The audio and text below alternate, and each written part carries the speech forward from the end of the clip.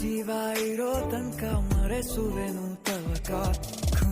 All welcome back to my channel. ಇವಾಗ pepper chicken ಹೇಗೆ ಮಾಡೋದು ನೋಡೋಣ ಬನ್ನಿ.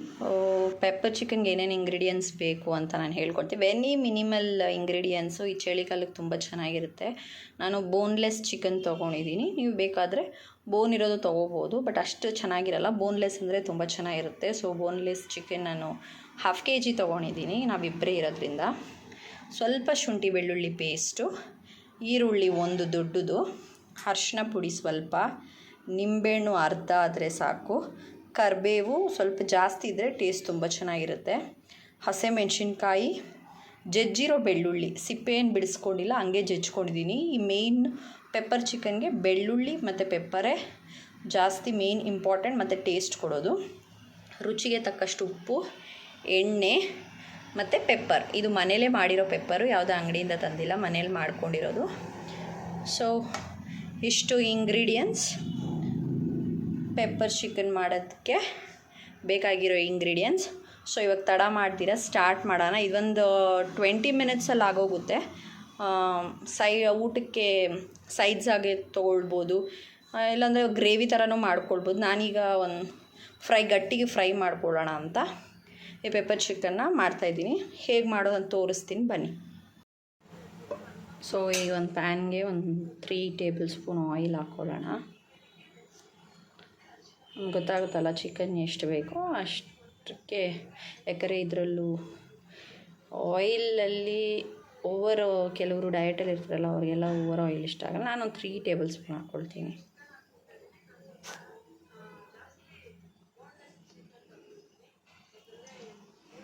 ಸೊ ಕಾಯಿಲಿ.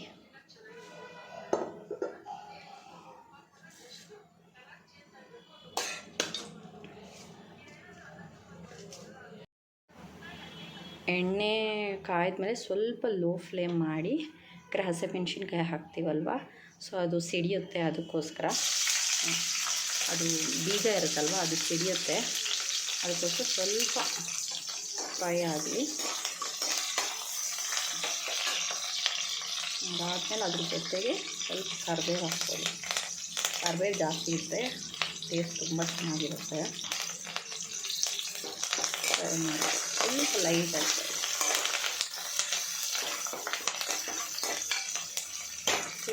ಚಿಟಪಟ ಅಂತಿದೆ ನೋಡಿ ಕರಿಬೇವು. ಸೊ ಅದಾದಮೇಲೆ ಈಗ ಈರುಳ್ಳಿ ಹಾಕ್ಕೊಳ್ಳೋಣ. ಮತ್ತು ಈರುಳ್ಳಿ ಚೆನ್ನಾಗಿ ಫ್ರೈ ಆಗುತ್ತೆ.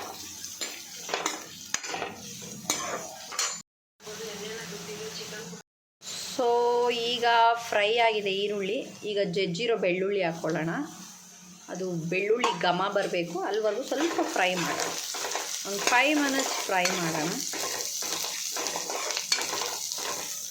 ಆ ಬೆಳ್ಳುಳ್ಳಿ ಘಮ ಬಂತ, ಯಾಕಂದರೆ ಪೆಪ್ಪರ್ ಚಿಕನ್ಗೆ ಬೆಳ್ಳುಳ್ಳಿನೇ ಟೇಸ್ಟು. ನೀವು ಈ ಥರ ಒಂದು ಸತಿ ಟ್ರೈ ಮಾಡಿ. ಚಳಿಗಾಲಕ್ಕೆ ತುಂಬ ಚೆನ್ನಾಗಿರುತ್ತೆ. ಬೇಳೆ ಸಾರು ಆ ಥರದ್ದೆಲ್ಲ ಏನಾರ ಮಾಡಿದ್ರೆ ಸೈಡ್ ಡಿಶ್ಗೆ ಇದು ತುಂಬ ಚೆನ್ನಾಗಿರುತ್ತೆ. ಸೊ ಬೆಳ್ಳುಳ್ಳಿ ಚೆನ್ನಾಗಿ ಫ್ರೈ ಆಗಬೇಕು.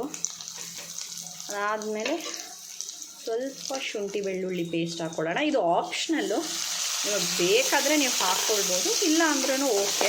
ಬಟ್ ಇದು ಹಾಕಿದ್ರೆ ಸ್ವಲ್ಪ ಎಕ್ಸ್ಟ್ರಾ ಫ್ಲೇವರು ಟೇಸ್ಟ್ ಬರುತ್ತೆ ಅಂತ ಸೊ ನಾನು ಹಾಕ್ಕೊಳ್ತಾ ಇದ್ದೀನಿ. ನಿಮಗೆ ಬೇಕಾದ್ರೆ ನೀವು ಹಾಕ್ಕೊಳ್ಬೋದು, ಇಲ್ಲಾಂದರೆ ಇಟ್ಸ್ ಓಕೆ, ಯೋರ್ ವಿಶ್. ಸ್ವಲ್ಪ ಚೆನ್ನಾಗಿ ಫ್ರೈ ಮಾಡಿ. ಸೊ ಇವಾಗ ಸ್ವಲ್ಪ ಫ್ರೈ ಆದಮೇಲೆ ಇದಕ್ಕೆ ಸ್ವಲ್ಪ ಪೆಪ್ಪರ್ ಹಾಕ್ಕೊಳ್ಳೋಣ. ಅರಿಶಿನ ಪುಡಿ ಫಸ್ಟ್ ಹಾಕ್ಕೊಂಡು ಆಮೇಲೆ ಸ್ವಲ್ಪ ಪೆಪ್ಪರ್ ಹಾಕ್ಕೊಳ್ಳೋಣ. 2 ಟೇಬಲ್ ಸ್ಪೂನ್ ಹಾಕ್ಕೊಳ್ಳಿ, ಯಾಕಂದರೆ ನಾವು ಮೆಣಸಿನ್ಕಾಯಿ ಯೂಸ್ ಮಾಡ್ತಾ ಇರ್ತೀವಲ್ವ. ಇದು ಪೆಪ್ಪರ್ ಜಾಸ್ತಿ ಹಾಕ್ಕೊಂಡ್ರೆ ಗ್ಯಾಸ್ಟ್ರಿಕ್ ಇರೋರಿಗೆ ತುಂಬ ಪ್ರಾಬ್ಲಮ್ ಆಗುತ್ತೆ. ಸೊ ಸ್ವಲ್ಪ ಅರಿಶಿನ ಹಾಕ್ಕೊಂಡು ಪೆಪ್ಪರ್ ಚೆನ್ನಾಗಿ 2 ಸ್ಪೂನ್ ಹಾಕ್ಕೊಳ್ಳಿ. 1/4 kg ಮಾಡೋರಾದರೆ 1 ಸ್ಪೂನ್ ಹಾಕ್ಕೊಳ್ಳಿ. ಅರ್ಧ kg ಮಾಡೋದ್ರಿಂದ 2 ಸ್ಪೂನ್ ಹಾಕ್ಕೊಳ್ಳಿ. ಹಂಗೆ ನೀವು ಎಷ್ಟು ಕ್ವಾಂಟಿಟಿ ತೊಗೊತೀರೋ ಅಷ್ಟು ಡಬಲ್ ಮಾಡ್ಕೊಳ್ಳಿ. ಸೊ ಇದು ಸ್ವಲ್ಪ ಫ್ರೈ ಆದಮೇಲೆ ಈಗ ಚಿಕನ್ ಹಾಕೋಣ. ಆದಷ್ಟು ಇದನ್ನು ಲೋ ಫ್ಲೇಮಲ್ಲಿ ಇಟ್ಕೊಂಡೆ ಮಾಡಿ, ಹೈ ಫ್ಲೇಮಲ್ಲಿ ಮಾಡಬೇಡಿ, ಸೀದೋಗುತ್ತೆ. ಸೊ ಚೆನ್ನಾಗಿ ಚಿಕನ್ನ ನಾನು 2 ಸತಿ ವಾಶ್ ಮಾಡಿ ಯೂಸ್ ಮಾಡ್ತಾಯಿದ್ದೀನಿ. ಸೊ ಚಿಕನ್ ಚೆನ್ನಾಗಿ ವಾಶ್ ಮಾಡಿಲ್ಲ ಅಂದರೆ ಅದು ತಿನ್ನಬೇಕಾದ್ರೆ ಅದು ಸ್ಮೆಲ್ಲೆಲ್ಲ ಹಂಗೆ ಇರುತ್ತೆ. ಸೊ ಅಷ್ಟು ಟೇಸ್ಟಿಯಾಗಿರಲ್ಲ. ಸೊ ಚಿಕನ್ ಹಾಕಿ ಸ್ವಲ್ಪ ಮಿಕ್ಸ್ ಮಾಡಿ. ಚಿಕನ್ ಹಾಕಿದ್ದೀನಿ, ಅದಕ್ಕೆ ಸ್ವಲ್ಪ ಉಪ್ಪು ಆ್ಯಡ್ ಮಾಡ್ಕೊಳ್ಳೋಣ. ಇದು ಒಂದು 3 ನಿಮಿಷ ಒಂದು ಮೀಡಿಯಮ್ ಫ್ಲೇಮಲ್ಲಿ ಇಟ್ಕೊಂಡು ಫ್ರೈ ಮಾಡ್ಕೊಳ್ಳಿ. ಒಂದು 3 ನಿಮಿಷ ಸ್ವಲ್ಪ ಕಲರ್ ಚೇಂಜ್ ಆಗಲಿ. ಚೇಂಜ್ ಆದಮೇಲೆ ನೆಕ್ಸ್ಟ್ ಏನು ಹಾಕೋದು ಅಂತ ಹೇಳ್ತೀನಿ. ಇದೊಂದು 3 ಮಿನಿಟ್ಸ್ ಫ್ರೈ ಆಗಲಿ. ಮೀಡಿಯಮ್ ಫ್ಲೇಮಲ್ಲಿ ಇಟ್ಕೊಂಡಿದ್ದೀನಿ ನಾನು. ಒಂದು ಸಿಮ್ಮಲ್ಲಿ ಇಟ್ಕೊ. ಸೊ ಒಂದು 3 ಮಿನಿಟ್ಸ್ ಫ್ರೈ ಆದಮೇಲೆ ಮತ್ತೆ ಸಿಗ್ತೀನಿ. ಇದು 3 ಮಿನಿಟ್ಸ್ ಫ್ರೈ ಆಗಲಿ ಅಂತ ಬಿಟ್ಟಿದ್ದೀನಿ ಸ್ವಲ್ಪ. ಆಗಾಗ ತೆಗೆದು ನೀವು ಕಲಿಸ್ಕೋಬೇಕಾಗುತ್ತೆ, ಇಲ್ಲಾಂದರೆ ಸೀದೋಗುತ್ತೆ. ತೆಗೆದು ಅದು ಮಿಕ್ಸ್ ಮಾಡಿಕೊಂಡು ಆಮೇಲೆ ಕ್ಲೋಸ್ ಮಾಡಿ ಲಿಡ್ನ. ಇನ್ನೂ ಸ್ವಲ್ಪ ಫ್ರೈ ಆಗಲಿ.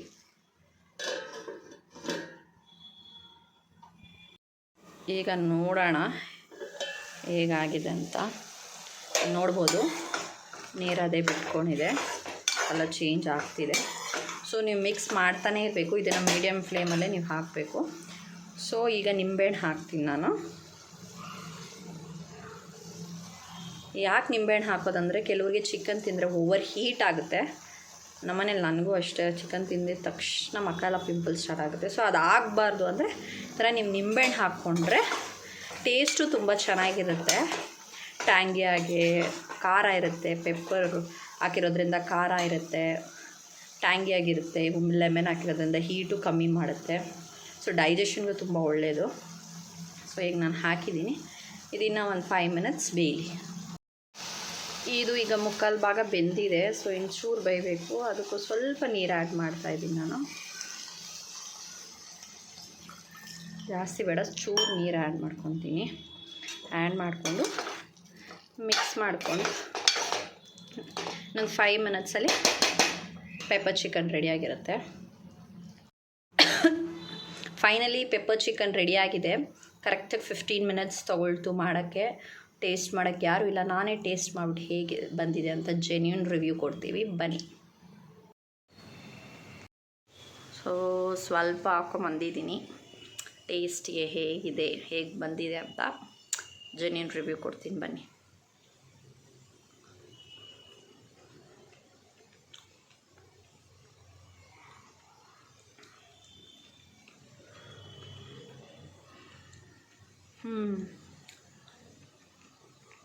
ಟು ಬಿ ಫ್ರ್ಯಾಂಕ್, ಚಿಕನ್ ಕ್ಲೀನಾಗಿ ಬಂದಿದೆ.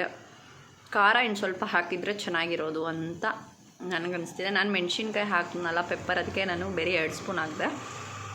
ನಿಮಗೆ ಯಾವ ರೀತಿ ಬೇಕೋ ಆ ರೀತಿ ಟೇಸ್ಟ್ ಮೇಲೆ ಖಾರ ಹಾಕ್ಕೊಳ್ಳಿ. ನಾನು ಒಂಚೂರು ಪೆಪ್ಪರ್ ಹಾಕಿದರೆ ಚೆನ್ನಾಗಿರ್ತಾಯಿತ್ತು. ಬಟ್ ಅದು ಬಿಟ್ಟರೆ ಇಟ್ಸ್ ಕಂಪ್ಲೀಟ್ಲಿ ಅಮೇಝಿಂಗ್ ಅಂತಲೇ ಹೇಳ್ಬೋದು.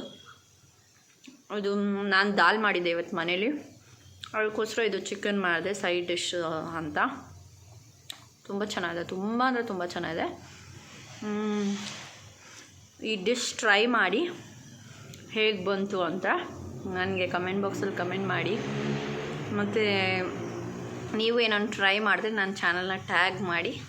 ಗೊತ್ತಲ್ಲ, ನನ್ನ ಚಾನಲ್ ಹೆಸರು ಸೋಫಿಯಾ ರಾಕೇಶ್ ವ್ಲಾಗ್ಸ್ ಅಂತ. ಇನ್ನೂ ಯಾರೆಲ್ಲ ಸಬ್ಸ್ಕ್ರೈಬ್ ಮಾಡ್ಕೊಂಡು ಬೇಗ ಹೋಗಿ ಸಬ್ಸ್ಕ್ರೈಬ್ ಮಾಡ್ಕೊಳ್ಳಿ. ಮುಂದಿನ ವೀಡಿಯೋದಲ್ಲಿ ಸಿಗ್ತೀನಿ. Thank you so much. So ಈಗ ನಾವು ಊಟ ಮಾಡಬೇಕು.